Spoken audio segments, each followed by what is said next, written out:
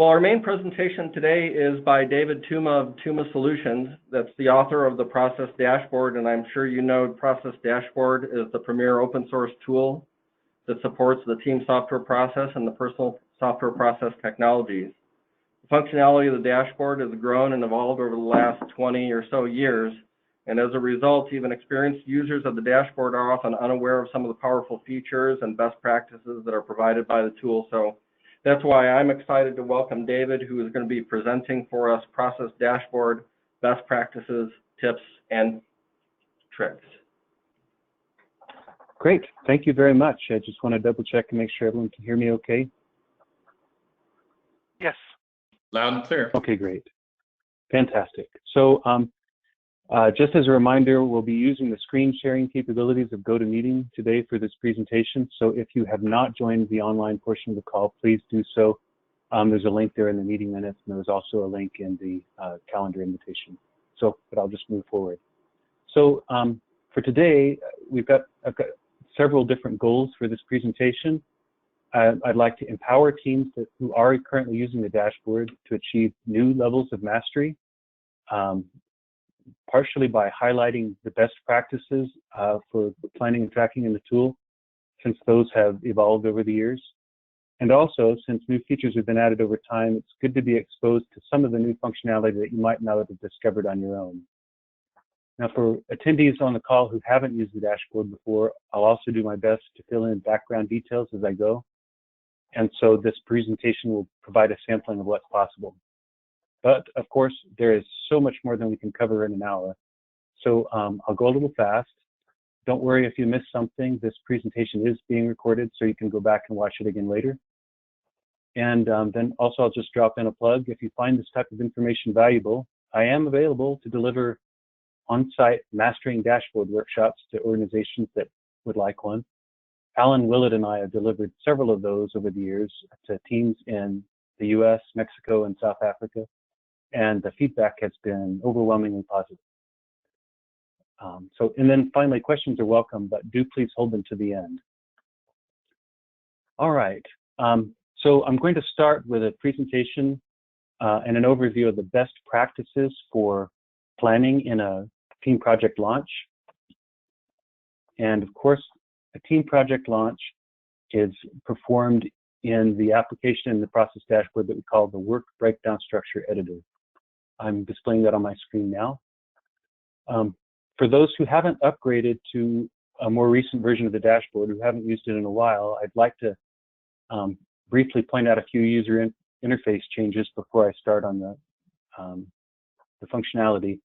The first of those is that on the Windows platform, the look and feel of the application has been updated to more closely match native applications. That's something that helps it to appeal to new practitioners of the TSP who in the past had maybe found the user interface jarring. So the look and feel has been updated. And then part of that updated look and feel is that the app does now include a zoom feature, which is something that has been requested over time. So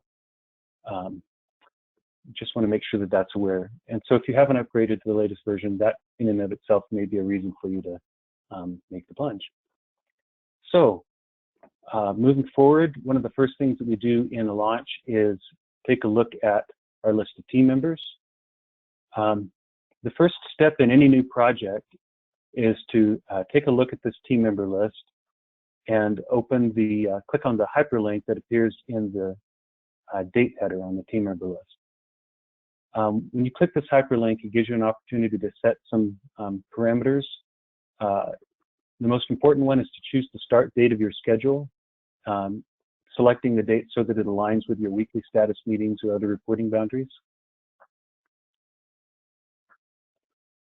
And then once you've done that, the table on this in this window makes it pretty straightforward to enter the list of team members and their calendar of availability. The columns on this table display weekly periods that start and end on the weekday you selected.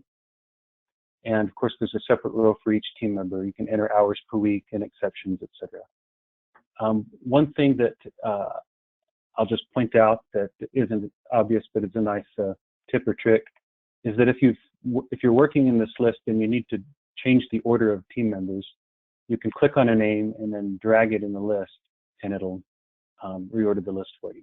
That's something that can be helpful. All right, so as we begin planning for a project, we first need to outline the work that will be required. We do that using the tree here on the left, which allows us to create a hierarchy of components and subcomponents. This particular user interface is very similar to editing an outline in a work doc in an Office document. Pressing Enter creates a new row, and Tab and indent. So as a team, your team might be working on brainstorming a list of features that they need to create. As I said, press Enter to create a new row, press Tab to indent.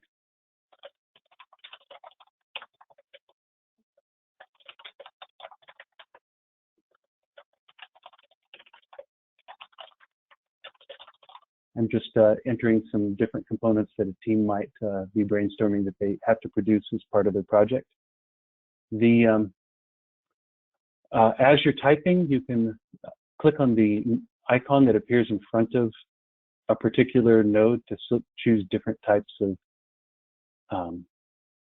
objects that appear in your work breakdown structure. The most common one is just simply a component. It's a general purpose, can be used to divide or subdivide work. As you're editing, cut, copy, and paste are also supported, including copying and pasting from external sources where you might have done some pre-planning. So I'll just give an example of that. So then also, as you brainstorm the work, it's very useful to enter notes in the, to attach notes to the different components in the work breakdown structure so that you can document the scope of a particular item, any assumptions that you might be taking. Here's an example. If I go ahead and enter something like this,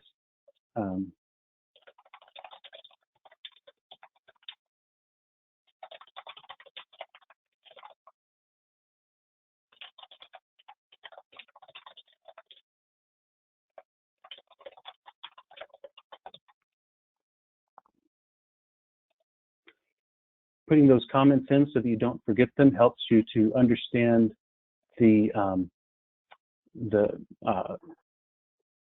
understand the time estimates and such that might be attached to components later. Make sure that the team is all on the same page. One of the things that's also very useful in the notes column is that as you're typing a note, it's possible for you to enter a URL. So I'm just going to give you an example. Here I've entered a URL for some related document that's related to this particular work breakdown structure item. When you enter URLs in a note, the dashboard will pick them up and realize that that URL is associated with this particular item. In this example, now that I've got that highlighted, since it has a URL associated with it, I can click the external link button on the toolbar, and it'll bring up whatever document it was that I had linked by that item. Now, this is useful in the work breakdown structure editor, but it's probably even more useful in the, becomes even more useful in the personal dashboard. Here's just an example of what an individual would see later when they are working on this particular component in their personal dashboard. When they select that component on their personal dashboard, the script menu, I'll bring this up so it's a little easier.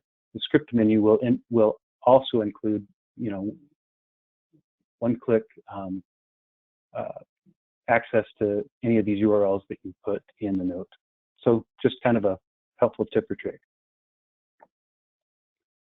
Moving right along, it's, you know, as we're creating the high-level plan for a project, it's also important to capture the size and time that we estimate the different components will take. It's possible to enter those numbers directly in these columns in the work breakdown structure, but there is a much better way. So the best practice is to use what are called proxy estimation tables. Proxy estimation tables provide a quick and customizable way to generate estimates. Teams that have been using TSP for a while may have some historical data that they can use to put together these proxy tables. You can have any number of proxy tables here. I'm showing 3 different proxy tables, one for new software development, one for perhaps a bug fix, one for documentation. Teams, as I said, teams that have historical TSP data may use it to enter small, medium, and large sizes and times for things in these different tables. But of course, if you don't have historical data, you can also use build very quick tables that you use kind of in a planning poker style. So I'm just going to give you an example.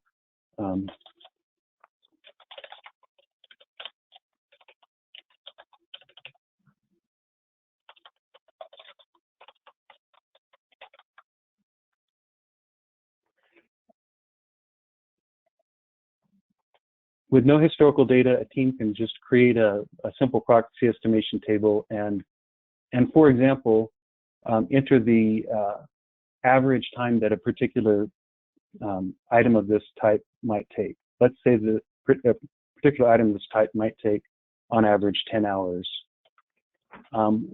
After entering no further information, the proxy estimation table will go ahead and fill in a log normal table based on SCI guidance in terms of best practices for spacing of component estimates, similar to the Fibonacci series that Agile teams might see.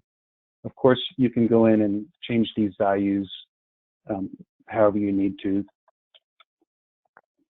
customize the table even further. All right.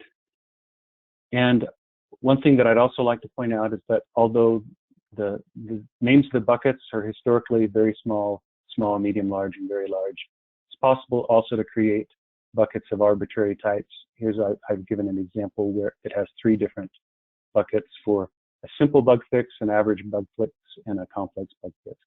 So once you've created these estimation tables, even if they're just simple, you can go back to the work breakdown structure editor and for a particular item, let's say rules workflow is going to be a new development task that is large. Just entering that information, the dashboard goes and pulls up the information from the associated bucket in our proxy estimation table and says that this is going to require an estimated 68 hours of work and possibly be 680 lines of code. If we're looking at this and say, that doesn't sound right, we could possibly also just change it to a different bucket and get a different estimate. Using tables like this makes it easy to generate consistent estimates very quickly. I'll just give an example here.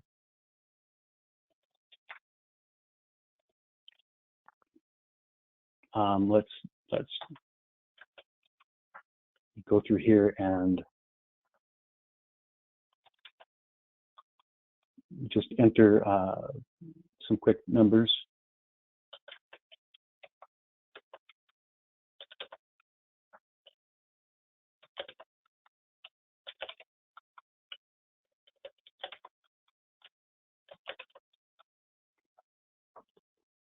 So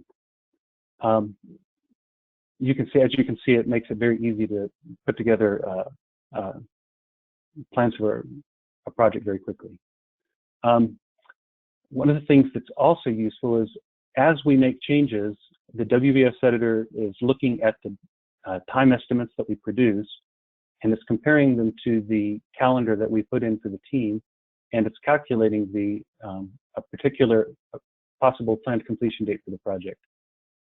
We can show this as an example right now. It's saying that the project might be estimated to finish on May 12th. as we change numbers or enter numbers, you'll see that May 23rd, May 24th, that these numbers dynamically update in real time. So even at this early stage, with just the information that we've entered so far, we have a very rough idea of when the project might finish. And even at this very early stage in a launch, this might be enough information to realize that it might be important to raise a concern with stakeholders if the expected delivery dates don't look like they can be met. All right, moving forward. Iterative development is a key project strategy. So in the WBS, these are entered using the milestones window. The best practice for dashboard usage is to enter milestones for your current. So milestones can represent iterations, sprints, other aspects of cyclical development. The best practice is to include a milestone for your current iteration as well as milestones for future iterations. If your future iterations are open-ended, you can also simply create a backlog milestone. The future iteration should be marked as deferred.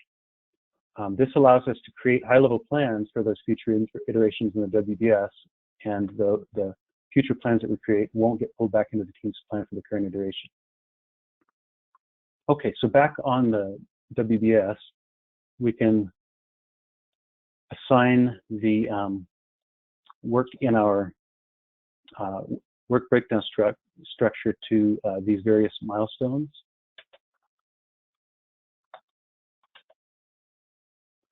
And as we do, I'd like to point out that on the bar on the bottom, we're starting to get colored diamonds indicating that the dates when different work might finish.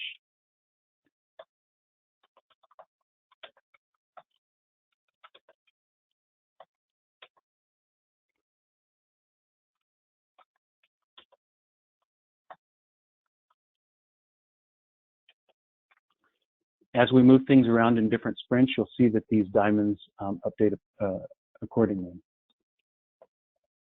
Now, since several of our milestones do have dates when we're expecting them to be finished, these dates, of course, could be either dates when a particular deliverable has been committed to a customer, or they could be the end dates for a time-boxed cycle iteration. We can turn those on and see, in this example, dotted lines that indicate when the work for a particular milestone needs to be finished. So these dotted lines appear with a vertical dotted line indicating a particular date. In this example, you can see that the work for sprint 1 is finishing before its commit date. The work for sprint 2 is finishing before its commit date, and the work for sprint 3 is finishing before its commit date. So this is a great example of a plan that seems to be working. Obviously, it's important for the diamonds to appear before the dashed lines in order to make sure that we've managed the capacity for our team. So moving forward, as the components in the current iteration take shape, we want to identify the tasks that we're going to use to produce them. The best way to do this is through workflows. So workflows can describe defined processes, or they can simply capture the subtasks that are needed to satisfy a team's definition of done. You can have any number of workflows to describe different types of work. Each workflow has a set of steps underneath that describe the tasks in that particular process. It's important to enter percentage breakdowns for each, for the effort described, the effort needed for each subtask. And also, you can enter in the performed by column the names of actors or people in this process that are going to be performing the work. Once you've created these workflows, we can go back and apply them in the WBS. So in this example, we have going to apply the new feature workflow to this first task. When I do that, it creates the subtasks underneath. It spreads the time out based on my percentages, and it makes a note of the individuals that I say are going to be working on this. At this point, we would go in and we would describe or perhaps list the individuals who are going to be doing this work. We enter their initials. I just told it that the developer was going to be Carlos Munoz and that the reviewer was going to be Nisha Kumar, and that applied those to across the workflow based on the developer and reviewer performed by information that I had. Now, as we start assigning these, you can take a look on the color bars, and you'll start to see that each team member has a color bar as well. These recalculate dynamically as well, so that we can see how much work has been assigned to each individual. And of course, it's important to pay attention and make sure that we don't have any individual that is overcommitted. Ideally, we'd like to put together a plan where each individual is finishing their work for a particular milestone and for the plan at the same time. Now, it's also useful or possible to assign workflows to a number of items all at the same time. I'm just going to give an example of that. Just highlighted several different tasks and applied the workflow, and you can see that it's now created a detailed plan for the next several sprints based on our components and our process. Now, the best practice, I believe, though, is still to focus on tasks for the current sprint and to leave future sprints, not to create tasks underneath future sprints quite yet. Okay. As we do this, once again, we can assign work to different individuals.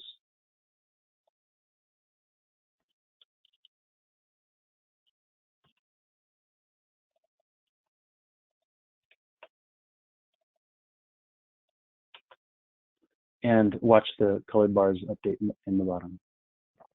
For future iterations, you don't need to create tasks yet, but it still can be useful to go ahead and say that a particular individual is likely to be working on a particular component. This just helps us as a placeholder for us to remember who might be responsible for it as we look to the future.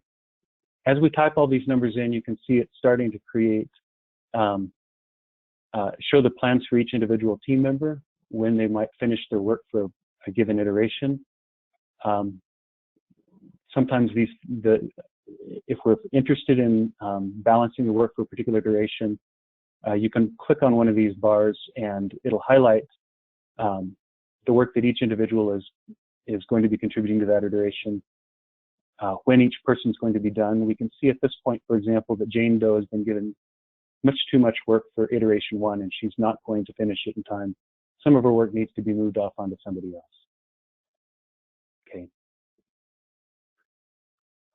As we're doing these changes, I want to point out also that it's easy to perform various sweeping changes to the work breakdown structure using this interface. One such example, a lot of planning tools, when you start entering things like this, would force or expect you to only make changes on, for example, on a leaf node. But the process or the WBS editor allows you to make changes at a higher level too.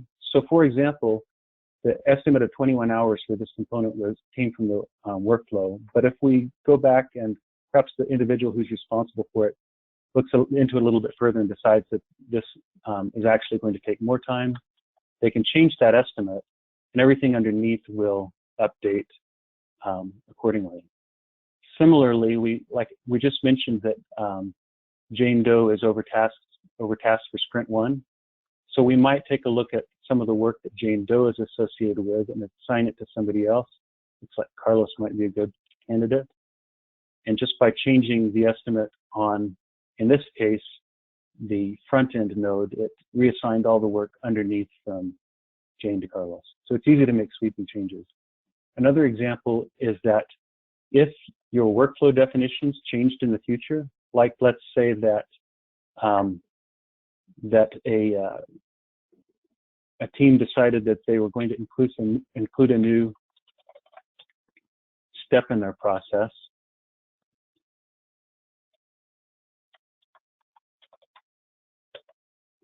So that now our new feature workflow has changed.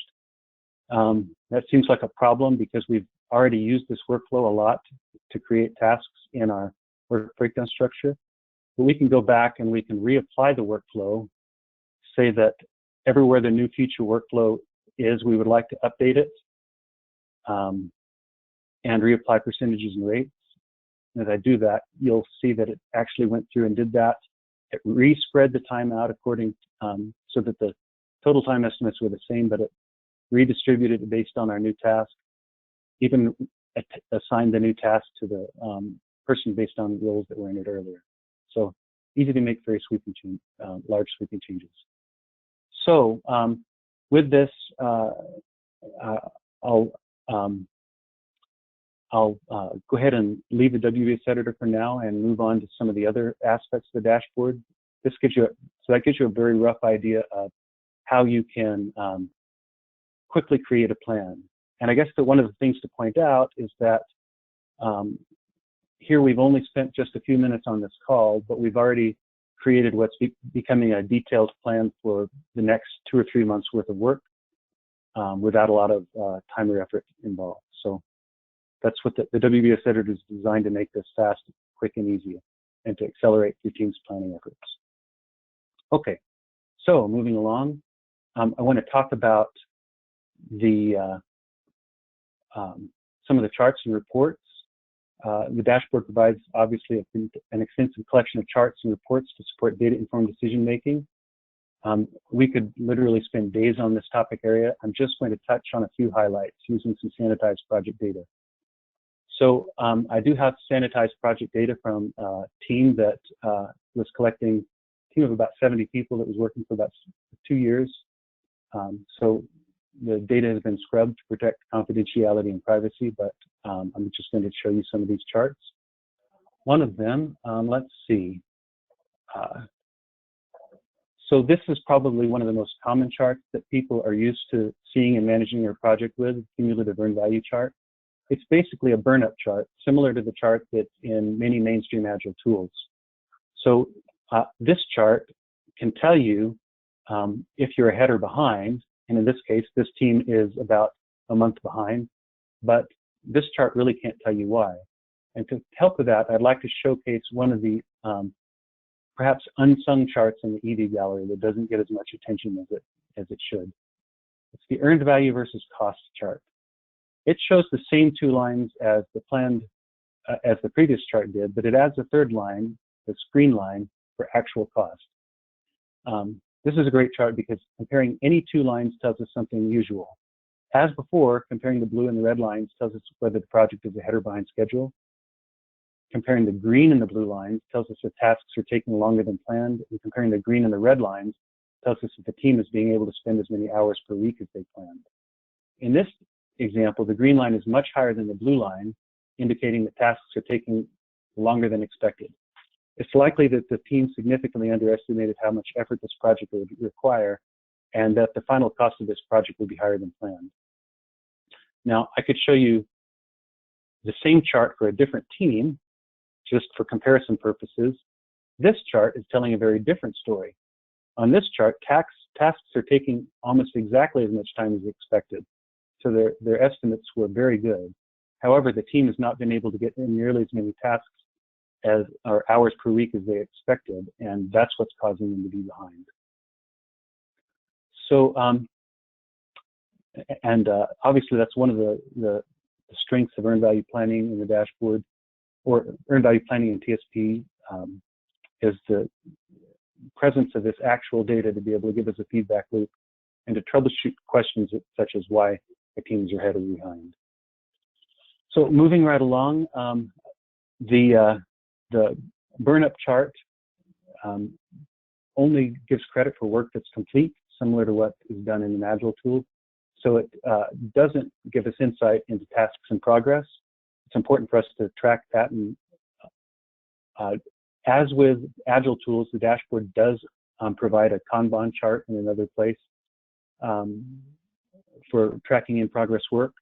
But it also provides this visualization, which many teams find more useful. This chart is known as the tasks in progress chart. In this chart, each circle responds to a task in the plan that has been started but not yet finished. The area of each circle shows how much time has been spent on that task. This is a great chart to be reviewing in stand-ups or weekly meetings. So the area of each circle represents the total time that's been spent, total actual time that's been spent on an incomplete task. When tasks take longer than they were planned, a red circle on the red ring on the outside of the circle shows the cost overrun. So here, you can very quickly count 7 open tasks that are taking longer than planned. And also, we can see that this chart contains quite a few circles, which means that there are quite a lot of open tasks, which is concerning considering that this subteam only has 6 team members. Tooltips on individual circles can tell us a little bit about which task is represented and help us to identify which tasks might be in trouble. This chart is configurable through the wrench in the top corner. This particular team has configured the chart so that colors are, the chart is colored with each circle by the individual who is assigned.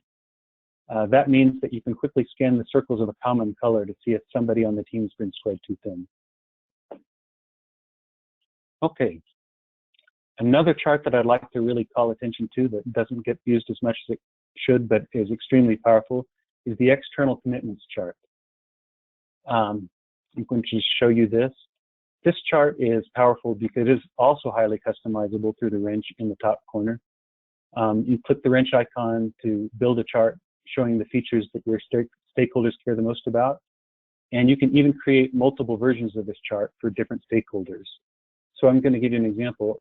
As an example, this team has created a second version of this chart called Key Feature Commitments, so that they can keep stakeholders up to date. In this chart that they built, you can see that they're tracking 5 different features. Feature A and Feature Q have already been finished. Feature X, which is the 3rd row in this table, is on track to deliver fairly close to its committed date.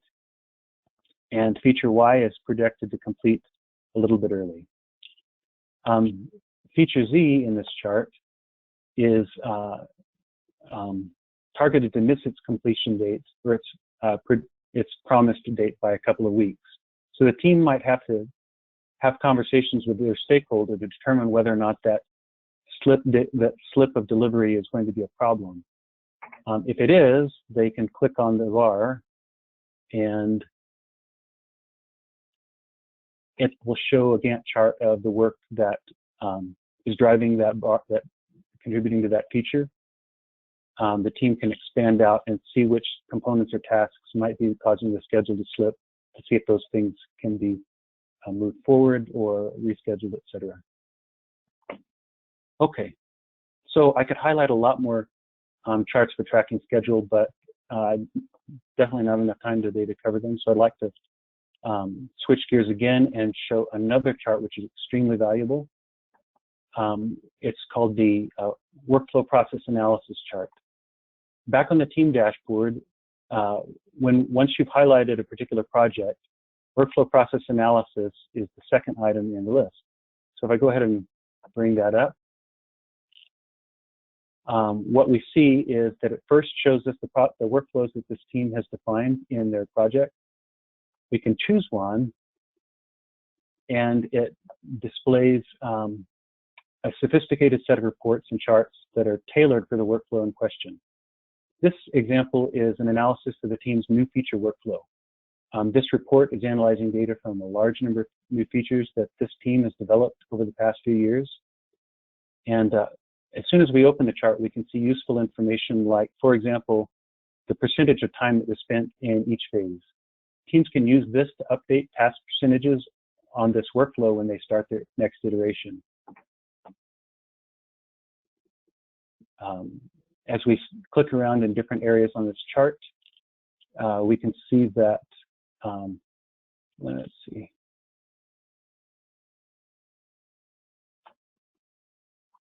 That, let's see. There are also charts for the distribution, log normal distribution of actual time and size that teams could use to build historically accurate proxy tables for future estimation. And then also a number of charts that are great for process improvement and decision support. This chart also supports filtering. So in this example, let's see.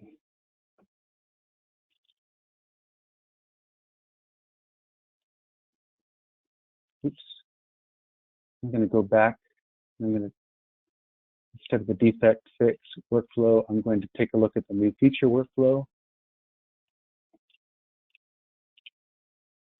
This one appears that this team has significantly more data for their new feature workflow as compared to their defect workflow.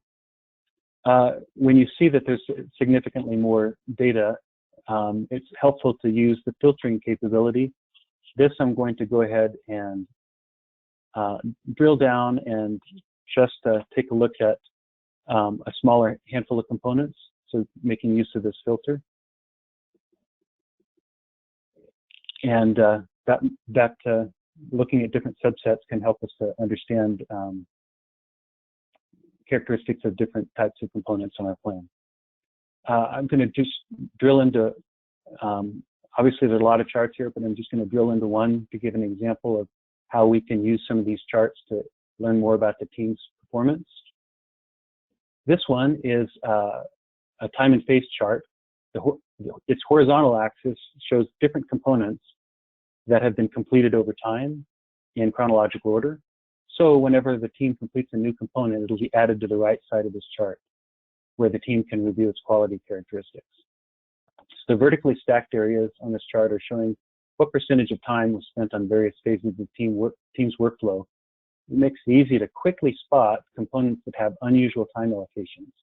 So for example, the developer of this second component spent almost no time at all in personal design review, which is the magenta stripe, and very little time in personal code review, which is the gray stripe. This caused them to encounter significant problems in integration test, which is the blue area. The fourth component had the same pattern, required even more time in integration test. So the final component in this chart, the one that's completed most recently, shows a much better pattern. This developer took time to build a quality design and review it thoroughly. And after the team design inspection, the integration testing took almost no time at all. So, which is pretty much the ideal scenario. That's just a high-level example. We've only scratched the surface for the charts in this report, but I wanted to call out because if you've been using the dashboard and your team has defined workflows, then this report is ready and waiting for you. It is a gold mine for project retrospectives and process improvement ideas. So go take a look at it. And it's worth noting that this report is also available in the personal dashboard, so individuals can also use it to find trends in their personal data. Okay, so speaking of workflows, I wanted to maybe just highlight some really quick advanced functionality that is back in the work breakdown structure editor for advanced teams. Just wanted to show when we were looking at the workflows as before, there's a column or a button on the toolbar that allows you to show additional workflow columns. By default, it's showing the columns that are used by most teams. But if you click this, then it'll allow you to select additional items. Some of these are extremely useful for high maturity teams. So for example, I'm turning just a few of these on. We can turn some of these on and enter the estimated defect injection rate for different construction phases and the estimated yields for different quality and testing phases. So information like that can be used to produce quality plans and track progress against those plans in both the team and the personal dashboard. I also would like just to briefly point out the script URLs column that this allows you to enter URLs just like we did in notes that point to something on the web, like, for example, a wiki or a Google Doc, etc. That's extremely useful if your team has, as an example, a process script for one of these workflows. They can attach those URLs. And when they do that, and an individual is working on this task in their personal dashboard, the process scripts that you've attached will show up at their fingertips once again. Okay, so all the functionality I've demonstrated so far is built into the open source process dashboard application, so it, of course, is all available free of charge. I'd like to take a quick moment to highlight a couple of paid items that also add extreme value to the open source application. One of them is the Process Dashboard Enterprise Server. Just going to bring this up real quick. The Process Dashboard Enterprise Server is something a product that you can install in your organization that dramatically simplifies the setup and management of team data in your organization. So teams that have used the dashboard before know that setting up a new team can be very difficult. So with the Process Dashboard, it becomes a one-click affair, or a one or two-click affair. I can say I want to create a new data set.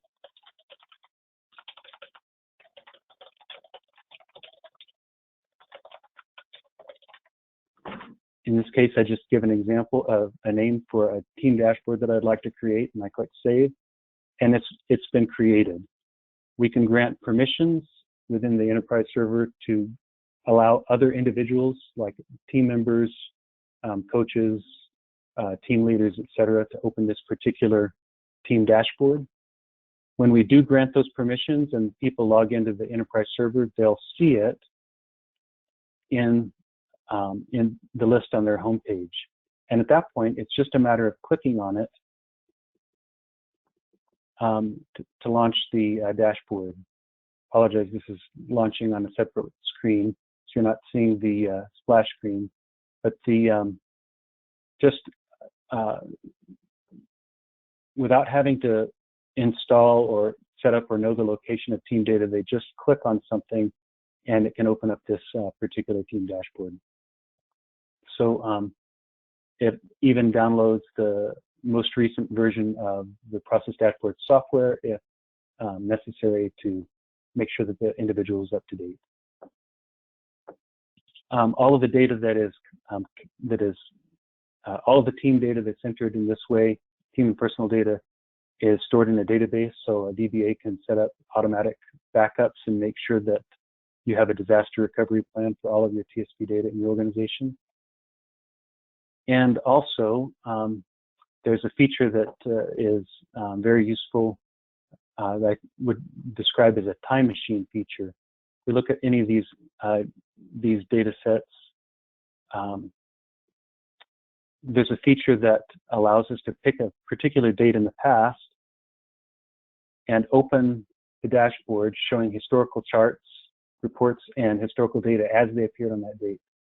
So it's easy, it makes it possible to go back, for example, and take a look at what the plan looked like immediately after a launch, or also recover from mistakes or errors if those might have happened. So these are just a couple of the things that, of the features that are in the enterprise server. There are a lot of others. The organizations that have used this have testified that it provides enormous value. So something that your organization is interested in, just want to make people aware of its existence. And if it's something your organization is interested in, feel free to contact me and for more information. And then one other item I'd like to point out, today's presentation has just touched on the tip of the iceberg when it comes to process dashboard functionality. Alan Willett and I have delivered an on-site mastering dashboard workshop to several organizations over the years.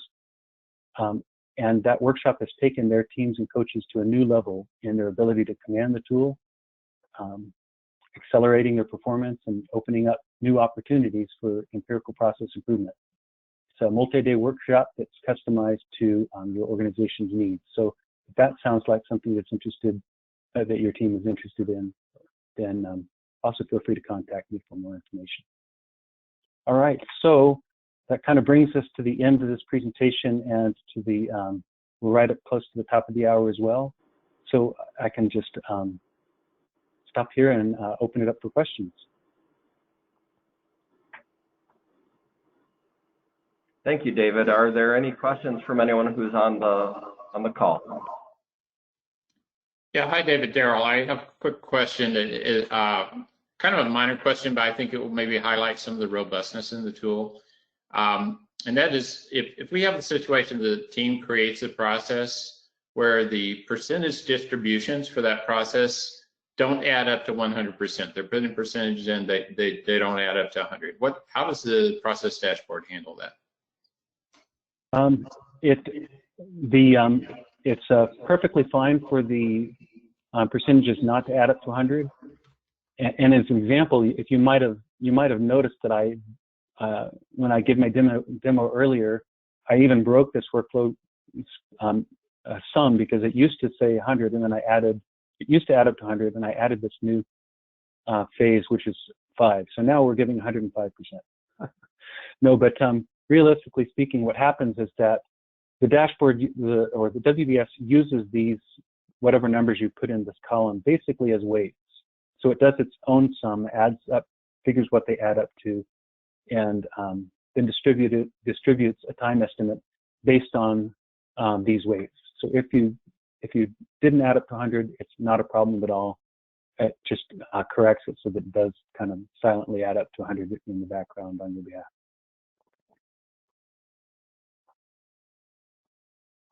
David, it's Brad Hodgins. I'd Yes. like to know, how did you get the Change Tab Columns button to appear in your toolbar? This one. Yes. So this button appears in the toolbar for the common team workflows. It should always be there. You can also get to the same functionality. So anytime you're in the workflows window, you should see this button in the toolbar. It's also available. The same functionality is available by clicking in this top right corner. So you may be thinking about the work breakdown structure editor window itself. You're right. Doesn't have a similar thing in its toolbar. Its Change Tab Columns is in the tabs menu. Yep. Thank you.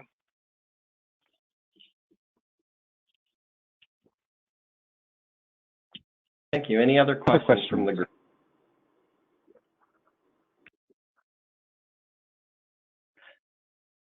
One thing that I just remembered as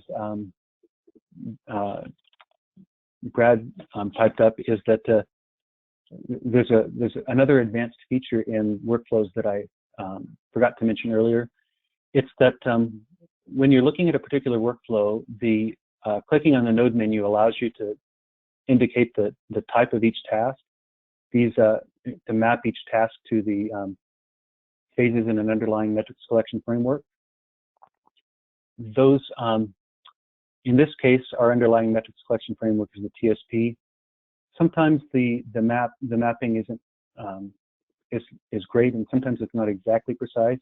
But the most important thing is to make sure that you're mapping to a given, mapping each task to the closest, mapping it to an underlying metric selection framework that is either overhead, construction, appraisal, or failure as appropriate for the task that you are describing.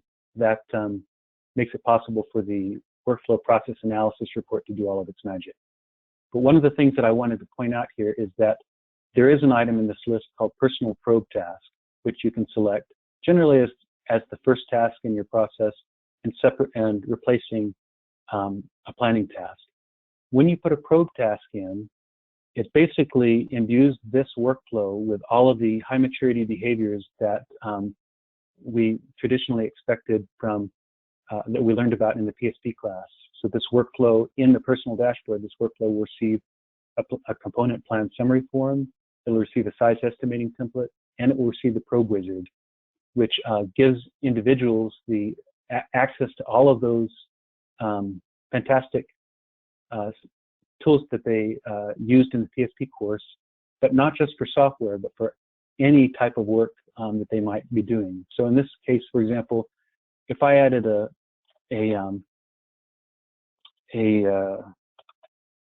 probe task to my business analysis, then this business analysis task, even though it isn't developing software at all, the people performing this work are going to have the ability to draw upon their own personal database of historically completed tasks and use it to create linear regression adjusted, bias corrected estimates with prediction intervals for new work. So that's a great feature that's available too, just worth pointing out. So other questions?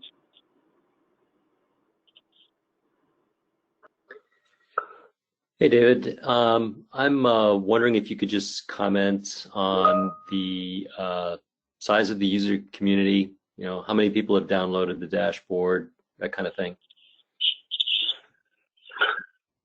The user community is still an appreciable size. I want to say that the current release of the dashboard, last time I checked, it had been downloaded somewhere around, I want to say 7,000 times in the first few months after it was released. So that's encouraging. It does indicate that there are people out there that that care enough about TSP and about high maturity methods that they're downloading the tool and using wanting to get access to the latest version. I'd have to go out and do a quick search to get more updated information, but that was the information that I saw the last time I looked. Yeah, great, thanks. Well, David, thank you so much for this excellent presentation. I personally really enjoyed it.